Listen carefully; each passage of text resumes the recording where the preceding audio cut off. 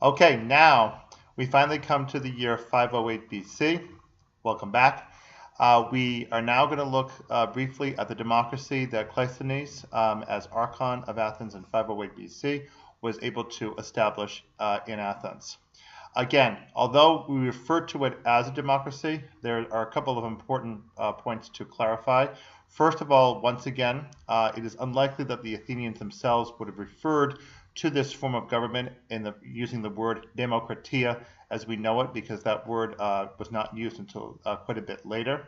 And second, as the Athenians themselves probably understood, and which we must understand as well, this wasn't really a true democracy in the sense of the full population of Athens having control, because essentially to participate in this form of government as somebody active in the government itself and able to make policy, you had to be a man, not a woman.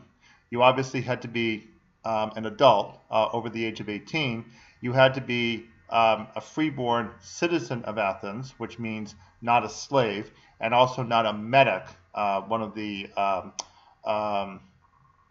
permanent foreigners to the city of Athens who would sojourn there and do business there. Instead, you had to be one of the adult males, freeborn, participating in the Athenian government as a citizen.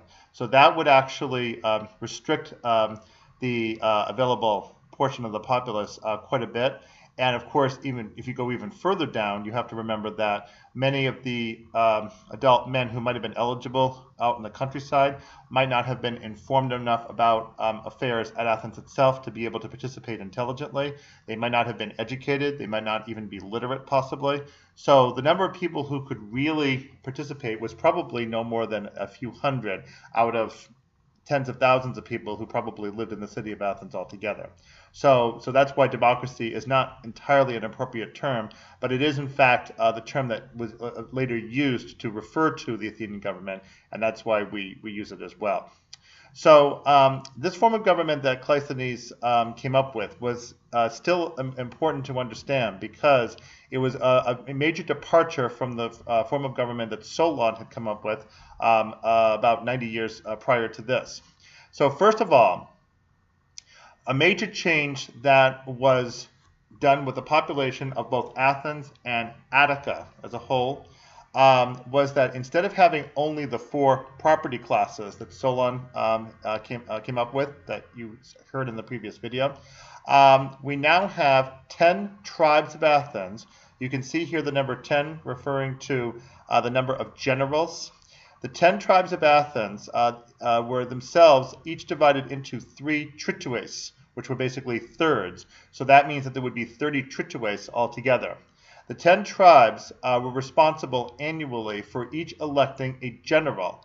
Now, a general, of course, would be responsible for the military, but a general was also a leading politician and would speak to the Athenian demos at their General Assembly when they would meet in order to conduct business and propose policies that the Athenian Assembly, by show of hands, would be able to vote on and potentially pass into law.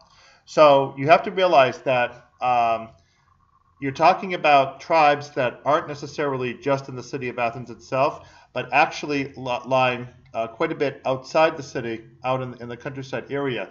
These people would also have belonged to the 10 tribes as well, and those people theoretically, although maybe not always in practice, could participate directly in the Athenian government as it is. And one way that they could participate, if they were in fact voting members of the population, would be to elect these 10 generals. So the generals and other politicians who could speak persuasively to the Athenian demos at the assembly would be able to persuade the assembly to pass policy. The assembly itself, the demos, would meet at this assembly. The word for assembly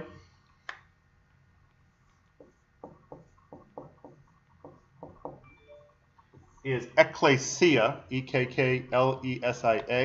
Ekklesia is taken from the Greek word meaning to call out. So it's a calling out, essentially, of all those who would come together and do business. Of course, you can see the connection with the church, like with Ecclesiastes, for instance. But the ecclesia, in a political sense, refers to an assembly. In this case, specifically the Athenian assembly. Now, before legislation could get to the assembly, it had to go through a council step. There was a council responsible for looking over the legislation before allowing it to get to the assembly itself, and that was called the boule. I'll squeeze it in here. Boule is from the Greek word meaning to want something.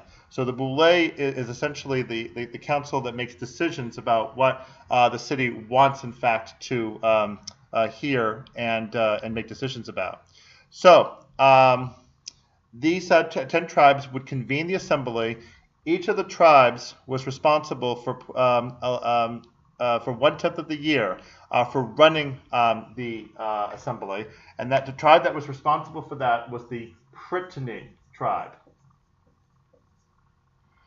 That's a P right out there. And the Prytany, you can see it, was the tribe responsible for 1/10 of the year for running the assembly. And I'm going to squeeze in one more word in here.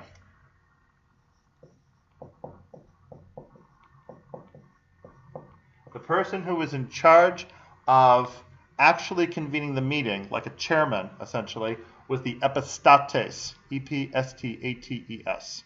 So just to review all that, you have the tribes, 10 of them, each with a third, the tritoes.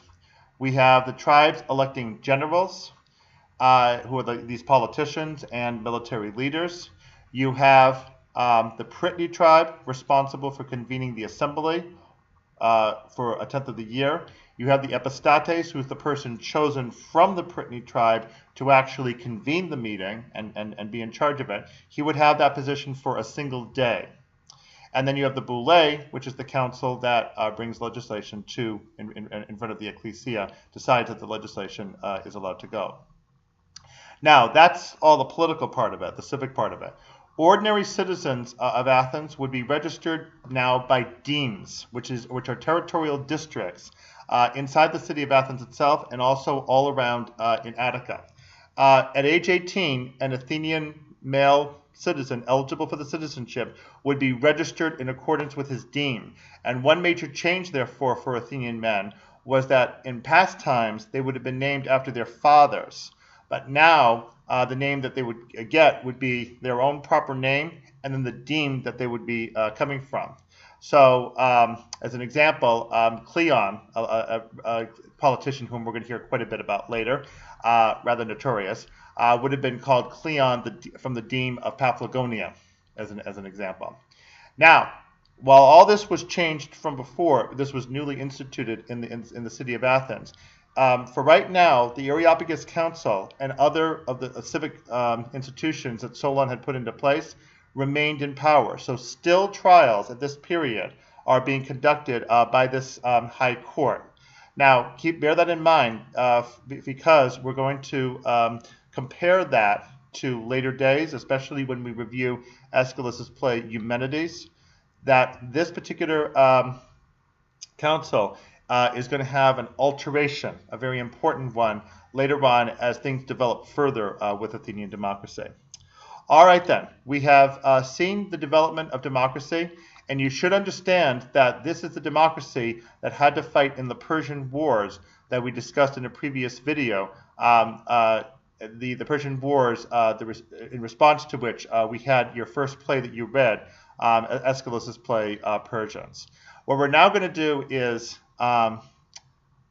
look at the period that came right after the Persian Wars, when the Athenians, now having successfully defeated the Persians twice at Marathon and at Salamis, and even a third time at Mycale the year after Salamis, will now start to exert real political influence and ultimately supreme power in the Aegean world, the way that they went about doing it, the network of allies that they formed. This is going to be the age of Pericles that's going to be subsequent to the age of Cleisthenes. We'll take that up starting in the next video.